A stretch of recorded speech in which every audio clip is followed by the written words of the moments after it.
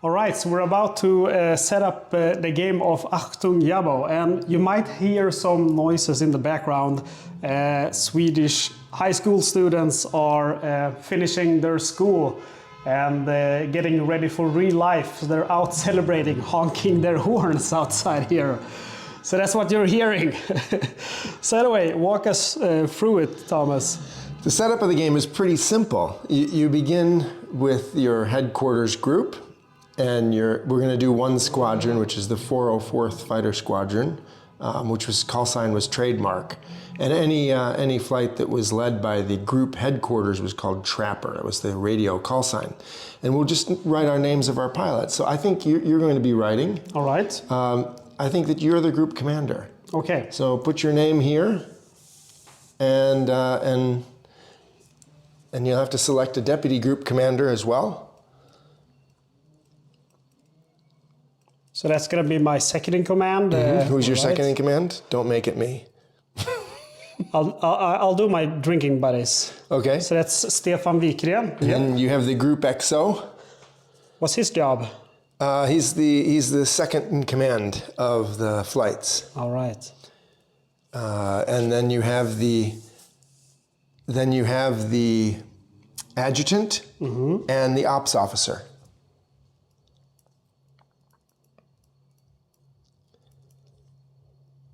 Operations officer.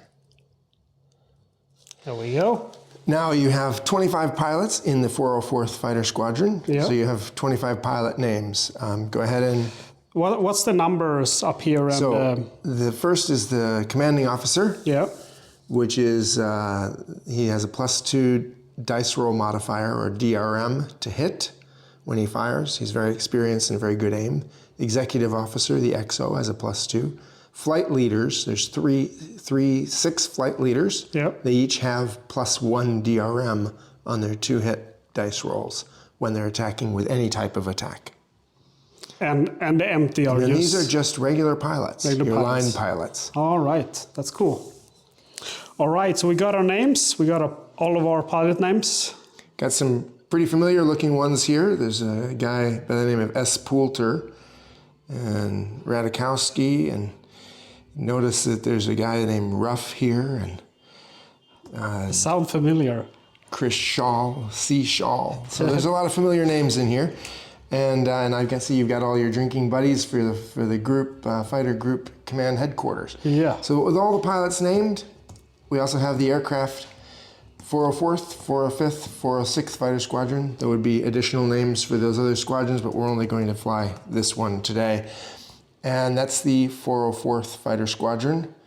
9Q was the fuselage code, and these are the aircraft by fuselage code number. So 9QA is an airplane, 9QB is an airplane. For someone like me who do not understand what the fuselage code is, I'm guessing that is a code that is somewhere on the airplane. On the side of the fuselage, yeah. Behind the cockpit, they had the American insignia, and in front of the American insignia, they had the squadron designation. 9Q stood for 404th Fighter Squadron. Yep. 8N was the 405th, and 4W was the 406th. Okay. So this would be the C aircraft. So one additional stupid question. What's a fuselage? I guess that's where the fuel is? That's a good question. An aircraft has 3 main components. The wings. Yeah. You're familiar with that? Yes. The tail. You're familiar with that. And the fuselage, which the wings and the tail connect to. It's that's the body. Cigar-shaped body of the airplane is the fuselage. Yeah, exactly. There we go. So one of the good things about this game is that it will teach you about airplanes. Yep. Now, what we'll do next is we roll up our targets. The first step in setup is to roll up your intelligence briefing.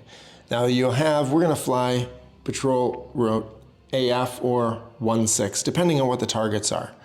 And usually you'll have different targets at different locations. So you start at Cap de la Hague, go to the rail yard at Coutances, the crossroads at Vire, and so on. Yep. And in each of these, you have a different potential target. So every time you play this game, it's going to be different. So on the first table, which is Cap de la Hague, is where you come in. So we're coming in here, flying to 2, to 3, to 4, to 5, to 6, and back home. And these are the different targets that are on the way. So we'll start on Cap de la Hague. So we have no targets for Cap de la Hague.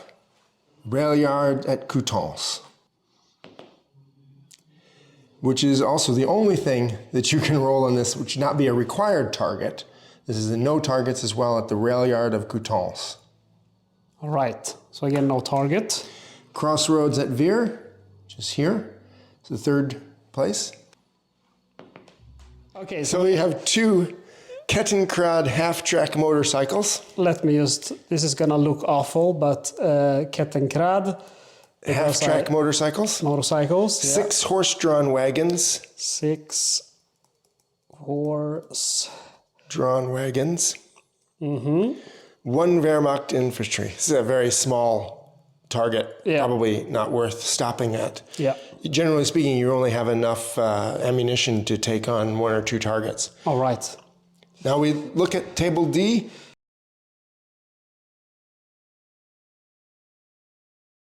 For Sturmgeschütz 3s, these are the famous tanks, the tank destroyers. Yeah. 2 half-track, these are 8-wheeled armored cars. Cars. So I'll just write 234/2. Yeah. Because That's my fine. writing is so horrible. Let's see, 234/2. And 8 Opel Blitz trucks. Opel trucks. 2 Wehrmacht infantry. 2 Wehrmacht infantry. And 4 rail cars. 4 rail cars. That's a pretty juicy target, actually. Is it going to be the rail cars we're looking for mainly, or what's going to be the best? Actually, always the tank destroyers and the tanks are what is most important. All right. Moving on to the rail yard at Granville Port. Yeah. A 6 will give you 4 8-wheeled armored cars and a staff car. Let's see here. We got a 6, so that's 2, 3, 4. Yep, 4 of those. /8. And a staff car. One staff car. Interesting. That staff car is an interesting thing because it may include a senior general officer. We may want to take on that if we have ammunition. Yeah. And then we the have final one is 2 Kettenkrad motorcycles, 2 horse-drawn wagons. Oh, we rolled a 3 though. So should it 3. be 2 Schnellboats? 2 Schnellboats. Look at me showing up the designer. 2 Schnellboats. Yep, and a Wehrmacht infantry. Schnellboats could be interesting too, but again, we probably don't have enough ammunition to cover all 3, but we might. We might. And then we would continue on to roll the intelligence briefing for Route 16 as well. So it hasn't been decided yet which route which we're one, going to take. which route we're going to take. Is that up to us? You're going to fly both routes, but Okay. we're only going to fly one of those today. All right. Usually you wouldn't split your squadrons down the middle. Yeah. Usually you'd want to go heavy on one route and light on the other because there'd probably be more targets that are good. There's only one really, and it's not even that great, but it's a good, reasonable enough target at the rail yard here. And then in the afternoon you can do the other one if you wish. Right. Yeah. So here's the second patrol in the noon patrol. The second route is 4 Kettenkrad motorcycles. Not that interesting, again. We have a required target for the village of 4 horse-drawn wagons, 4 Wehrmacht infantry, a fuel depot, and an ammunition depot, which is why that must be required. Yep. The village at Perrier, no targets.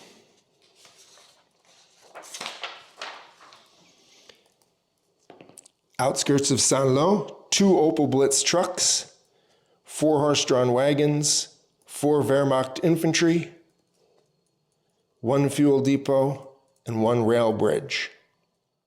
Now, going into Bayeux, we have 4 Sturmgeschütz, 4 Wehrmacht infantry, 6 horse-drawn wagons, and a fuel depot.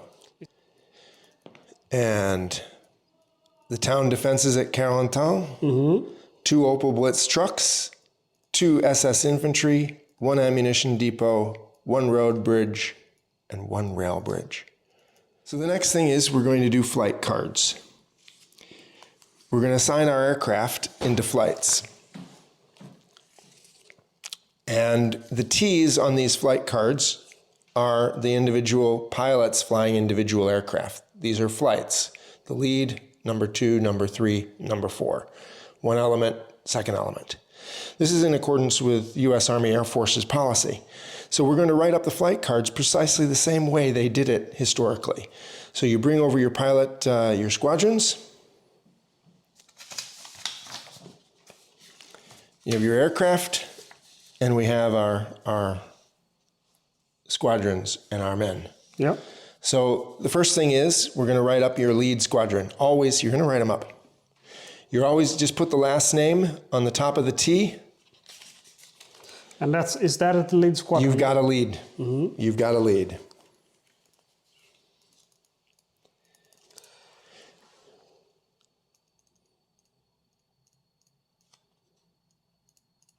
I wouldn't put all of your headquarters unit. Well, you could. Oh, you could. It's going to be a powerful squadron. Powerful flight, I should say. That's going to be a very powerful flight. I'm missing the last one now. That's fine. Yep. That's fine. You're going to put him in another flight if you want. That's a powerful unit right there. Okay. As you see, we have 16 aircraft in the 404th Fighter Squadron, and we have 25 pilots. So we've only got 16 aircraft that we can use. So there's 4 of them already. Now we can do a mix, because it's the group leaders, we can do a mix of some of the other P-47s from another squadrons. We can borrow them. So we'll choose one from each and just write the 4WJ, like here on the right side of the T. Not on the left is better. For the DRM's better on the left. Okay, so do the 4WJ on the right side. Yep, I've found that you can do it either way, it's up to you, but I find it's somehow easier to see the DRMs on the left. Okay, so should I roll the DRM So you see the DRM for Johansson is a +2, so you write +2. Yeah, +2. All right. And do the same for the other guys. Mm-hmm. And so then you would do each of the flight cards in the same way. So you put me as the commander here of the first flight. Mm-hmm.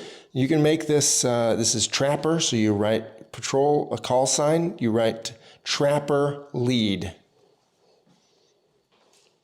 And this is the Trapper lead counter. Yep. Yeah. This is the Trapper lead counter for the game. And when you lose an airplane, you flip it over, it has 3. Mm-hmm. Then there's another counter. Which has 2 and 1. Which has 2 and 1 on the other side. All right. So we have, now you've got all your flights and all of your aircraft, the individual aircraft. And these are the positions and the pilots. So the flight leader is myself. Mm-hmm. And I've got Capaldi as my wingman, and Poulter is my element leader, and my old friend Seagull Sierra, Steve Walton, is flying in the number 4 position of our flight. Yeah, and I did a little mess up here because I did the mistake of putting one of the flight leaders here, and as you mentioned, there has to be at least one flight leader in every group. Yeah, always in the lead plane position has to be a flight leader from your pilot roster. And if you don't have enough flight leaders in future missions as you play the game, you can't fly that many flights. All right. So can Dixon be off the radio? So we have a radio relay flight. It's the only flight that doesn't require a flight leader. Ah, that's great. Now the radio relay flight always flies over the middle of the English Channel. Yep. We have 2 airplanes in that flight, so we have the counter with 2. So we arm that with the radio relay. Yes. And because of them, we'll never engage in combat, we can move these aside. So that's our radio relay flight. We can set this aside, and it can just stay there. That's Dixon and Smith. So we'll start with the formation commander, which is here. And we have Trapper lead. Always the formation commander should go in the lead of the formation. For armament, there's 3 types of armament, primarily. There's multi-role, which has rockets and bombs. There's 6 rockets, and there are 2 bombs. And all of the aircraft, of course, have a full load of machine gun bullets. And so in this case, if you went with multi-roll, which is always a good thing with your lead flight to go with multi-roll, so you'd write multi-roll under arming. They can fire rockets once, they can drop bombs once. Then they can engage in up to 3 passes with strafing. If they have to engage enemy fighters and shoot, they mark off a strafing box as well. So you see the armament. When they're out of ammunition, that doesn't mean they have to go home. They could continue, for instance, to make runs over the target, drawing off flak from the others. Okay. Trademark lead. We could make it also multi-roll if you like. If it was up to me as the squadron commander of the 404th, I would go with multi-roll. Okay. I'll trust you. Where should we place them? Wherever you like. Generally speaking, you want to put them close together toward the front of the formation. Okay, let's if do you lead have 2. We only have 6 flights to place. Yeah, let's do lead 2.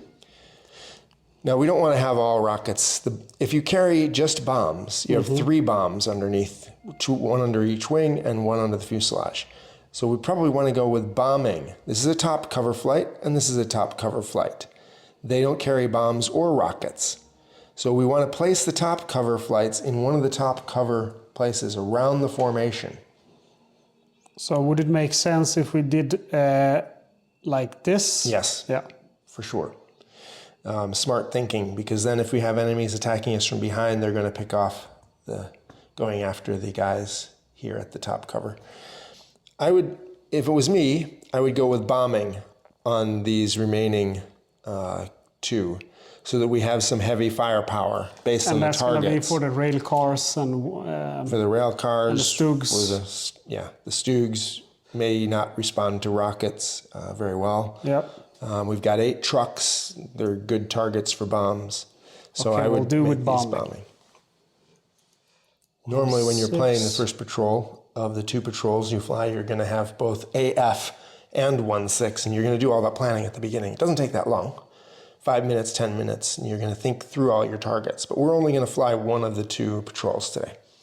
So where should we put our trademark green and I would red? put them up close. With the lead? Yeah, put them up close tight. We don't have very much here in the way of, this is the light formation. Yeah.